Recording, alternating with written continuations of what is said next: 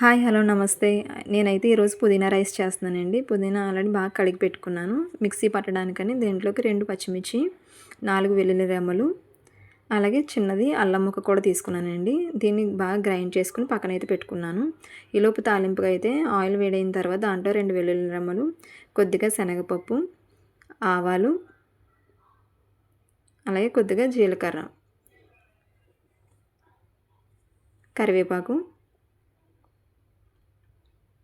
చిన్నది ఎండుమిర్చి కూడా వేసుకున్నానండి. అంటే మరీ కారంగా ఉంటుందని చిన్నదే తీసుకున్నాను. ఇది కొంచెం వేగిన తర్వాత దీంట్లో మనం గ్రైండ్ చేసి పెట్టుకున్న పుదీనా పేస్ట్ కూడా వేద్దామండి. మొత్తం అంతా వేసిన తర్వాత దీంట్లో కొద్దిగా పసుపు, సాల్ట్,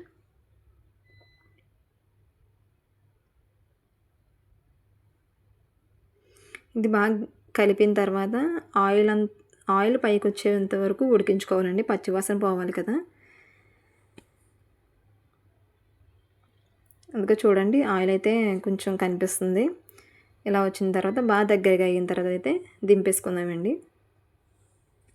ఇదిగో నేనైతే దింపేసాను. స్టవ్ ఆఫ్ చేస్తాను. దీంట్లోకి మనం ఆల్రెడీ ఉడికించి పెట్టుకున్న అన్నాన్ని అయితే కలుపుకుందామండి. దానికి ఎంత సరిపోతుందో అంతే కలుపుకోవాలి. మళ్ళీ టేస్ట్ అయితే పోతుంది కదండి. అందుకని దానికి సరిపడంత రైస్ వేసి కలుపుతున్నాను.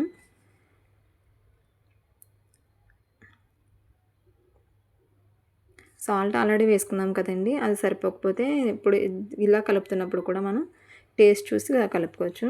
ఫైనల్ లుక్ అయితే ఇలా వచ్చిందండి. దీన్ని బౌల్లోకి సర్వ్ చేసుకుందాం.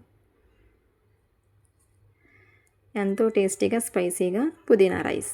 Thank you.